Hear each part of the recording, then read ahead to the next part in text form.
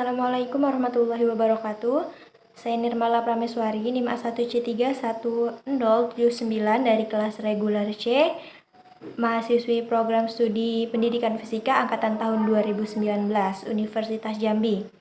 Pada kali ini saya akan melakukan sebuah praktik atau percobaan menggunakan PET simulation, dan percobaan yang akan saya percobakan adalah mengenai efek fotolistrik, di mana tujuan percobaan ini adalah yang pertama yaitu menganalisis pengaruh frekuensi atau panjang gelombang cahaya terhadap terjadinya efek fotolistrik.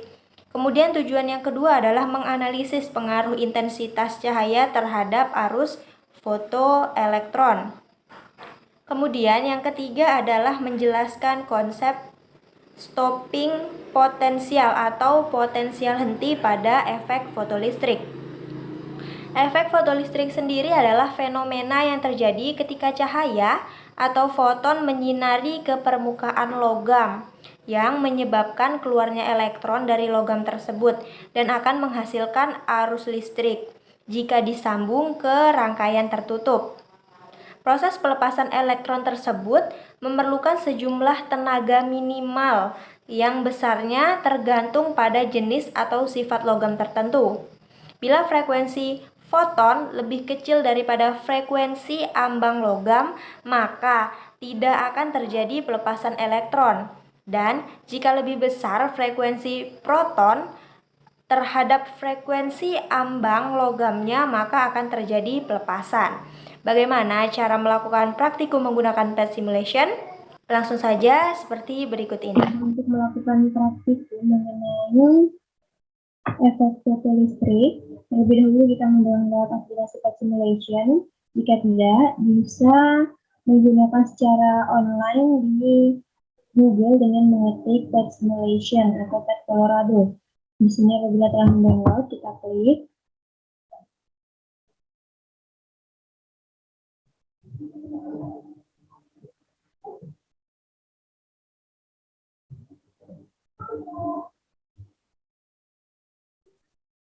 Kemudian, apabila telah kita klik tampilannya akan seperti ini, kemudian di sini kita klik lagi play with simulation. Kemudian di sini ada bermacam-macam simulasinya, kita pilih di sini physics atau fisika. Kemudian untuk melakukan percobaan pada efek fotolistrik, di sini kita pilih quantum phenomena. Dan kemudian ini adalah tampilan dari photoelectric effect atau fotolistrik. Kita klik. Tampilannya akan seperti ini, dan ini apabila kita belum mendownloadnya, maka jika kita klik, kita harus mendownload seperti ini. Kita save file. Kemudian apabila telah terdownload, seperti ini filenya, kita buka. Oke.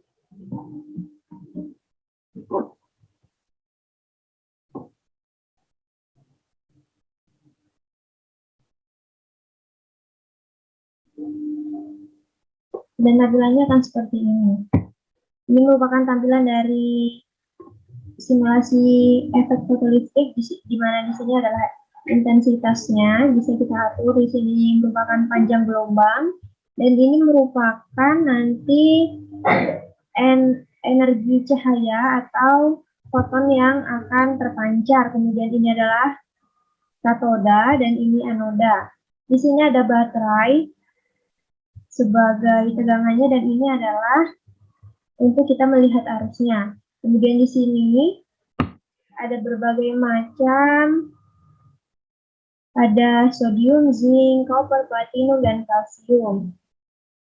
Kemudian di sini yang pertama di sini ada, kita bisa melihat grafik antara ini tegangan, nilai tegangan baterai dengan arus. Contohnya seperti ini. Apabila kita play, apabila kita geser, harus ini satu maaf, kita atur dulu intensitasnya. Misalnya intensitasnya 100% jika kita ingin melihat ini.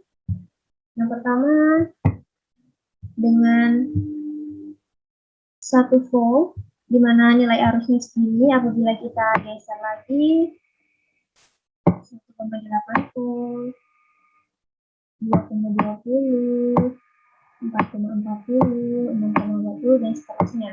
Nah, berarti di sini untuk grafik arus dan tegangan baterai, di sini kita perlu mengatur intensitasnya untuk menentukan satu nilai intensitasnya, namun tidak kita rubah-rubah, dan panjang gelombangnya.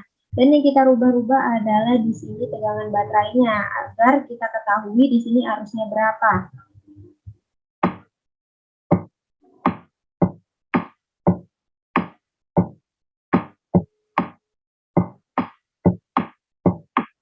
Dimana di sini saat tegangan 0 tentunya arusnya 0, dimana di sini terlihat grafiknya lurus. Mengapa? Karena di sini buat arusnya ini tetap saat tegangannya ini kita geser-geser. Kemudian di sini apabila kita ingin melihat grafik dari arus dan intensitas cahaya, di mana contohnya di sini kita buat 1 volt saja. Intensitas cahaya di mana yang pertama adalah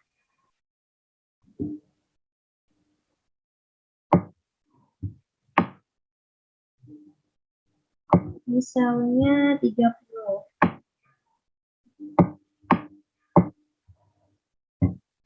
Maka didapatkan arusnya sebesar ini. Kemudian apabila di sini intensitas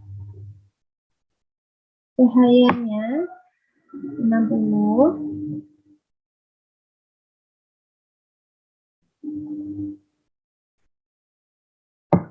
seperti ini, dan 90, seperti ini. Maka dari grafik ini diketahui apabila semakin besar intensitasnya, maka nilai arusnya semakin besar.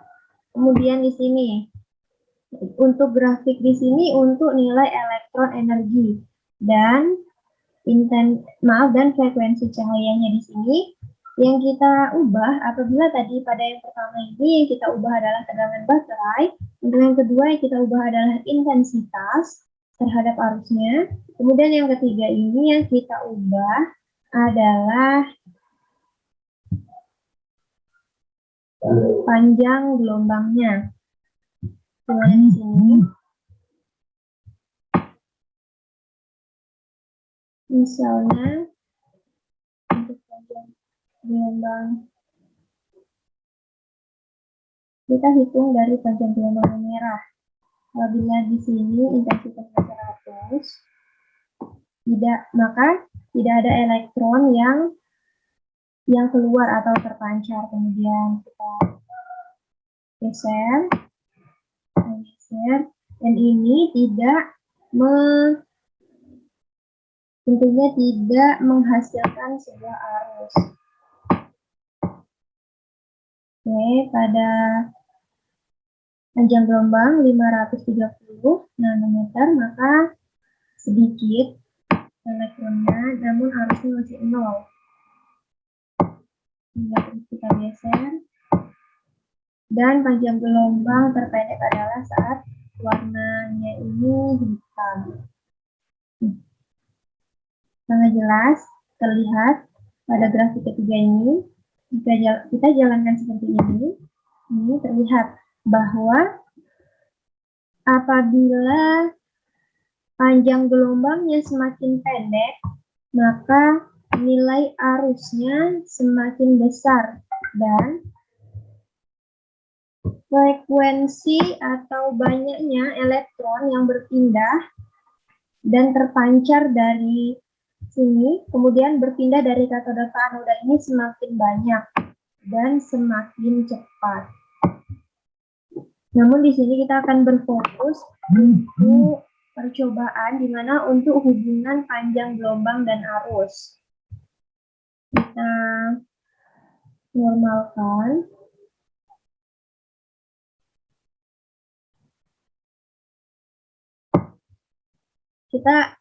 Di sini kita gunakan intensitasnya 50%.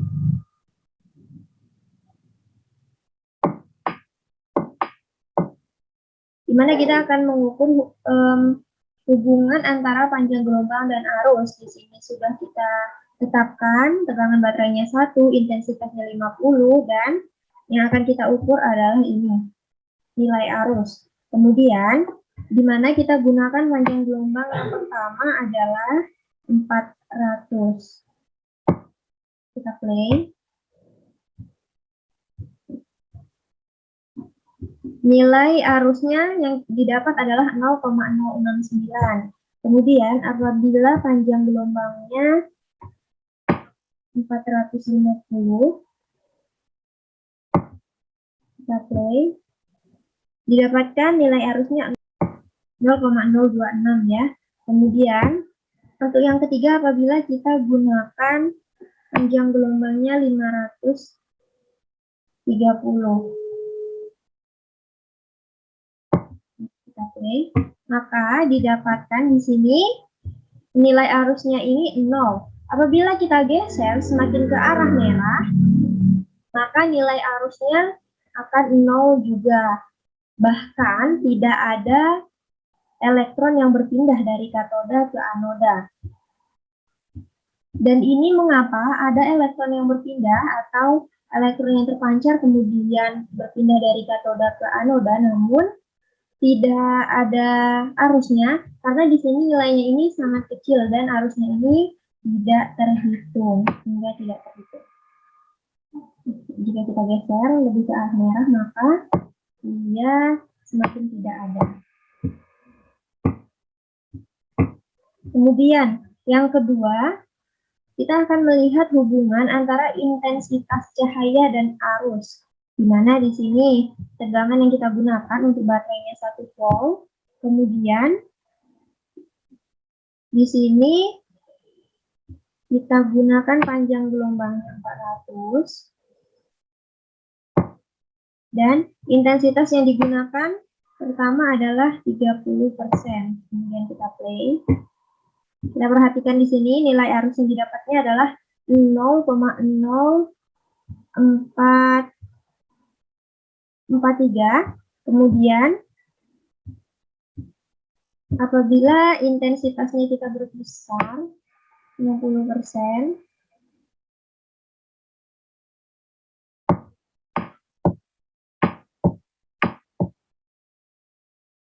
kita play, didapatkan arusnya sebesar 0,085. Kemudian yang terakhir, jika kita perbesar lagi intensitasnya 90%, kita play, maka nilai arus yang didapat adalah 0,125. Kemudian di sini jika kita untuk melihat stopping potensial, di mana di sini apabila intensitasnya 100%, namun tegangannya di sini kita berikan nilai minus seperti ini.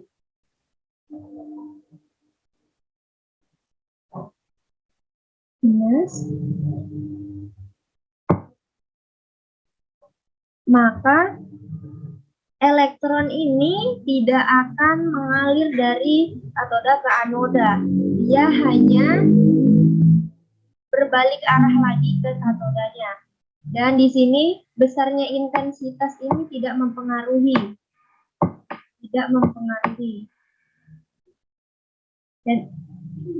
Dan ini tentunya menyebabkan nilai arusnya ini tidak ada karena elektron-elektron ini tidak mengalir atau berpindah ke anoda. Nah, bagaimana dengan panjang gelombangnya? Kita lihat. Apabila panjang gelombangnya kita perbesar, dia semakin tidak ada elektronnya, semakin sedikit, semakin tidak ada, dan geraknya semakin lambat. Nah, apabila kita kecilkan,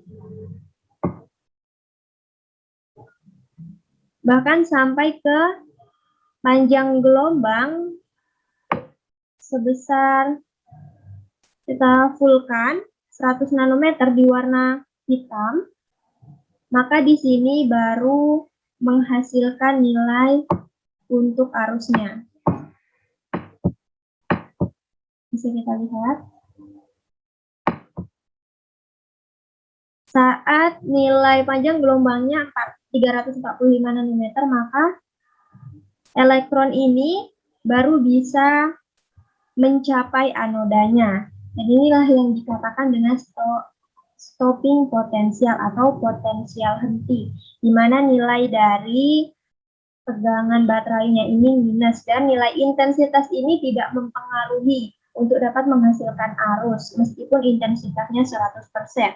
Dan yang mempengaruhi adalah di sini besarnya panjang gelombang. Di mana jika panjang gelombangnya pendek, maka ini baru akan menghasilkan arus listrik. Kemudian, ini adalah data dari hasil percobaan tadi, di mana yang pertama ini mengenai hubungan antara panjang gelombang dan arus. Kita gunakan intensitas 50%, di mana tegangan baterainya 1 volt, panjang gelombang pertama 400, kemudian yang kedua 450, yang ketiga 530. Didapatkan arus pada panjang gelombang 400, arusnya 0,071 ampere. Pada panjang gelombang 450, didapatkan arusnya 0,026 ampere. Kemudian saat panjang gelombangnya ini 530, didapatkan nilai arusnya ini 0 ampere. Kemudian ini yang kedua untuk hubungan antara intensitas cahaya dan arus, di mana di sini intensitas yang kita gunakan yang berbeda-beda, ada 30%, 60, dan 90%. Untuk tegangan baterainya tetap, dan untuk panjang gelombang di sini ketinggalan, tidak dicantumkan, namun panjang gelombangnya ini tetap 400 nanometer. Kita lihat nilai arusnya. Apabila intensitasnya ini 30%, nilai arusnya ini 0,042. Saat 60%, 0,085. Saat intensitasnya 90%, maka arusnya ini 0,127. Nah, dapat kita simpulkan. Yang pertama, ini untuk hubungan antara panjang gelombang dan arus, apabila panjang gelombangnya semakin besar, maka nilai arusnya semakin kecil. Dan untuk hubungan antara intensitas cahaya dan arus, apabila intensitas cahayanya semakin besar, maka nilai arusnya semakin besar pula. Jadi hubungan antara panjang gelombang dan arus ini berbalik atau berbeda, karena yang ini semakin kecil untuk hasilnya, kemudian yang ini semakin besar.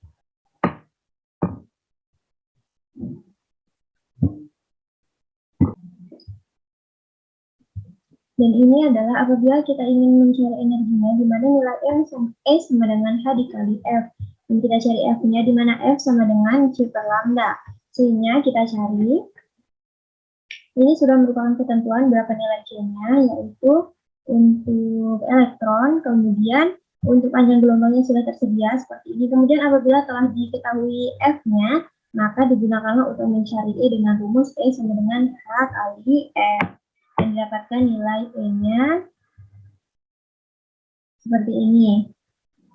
Dan dapat disimpulkan dari nilai E-nya untuk frekuensi, jika panjang gelombangnya semakin besar, maka di sini nilai E-nya semakin kecil.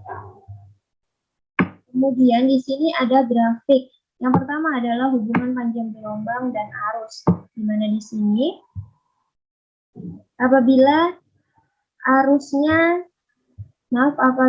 panjang gelombangnya semakin besar, maka arus yang dihasilkan ini semakin kecil. Kemudian ini hubungan intensitas cahaya dan arus dapat dilihat grafiknya ini naik. Jadi apabila intensitas cahaya semakin besar, maka nilai arusnya ini semakin besar pula sesuai dengan hasil seperti ini.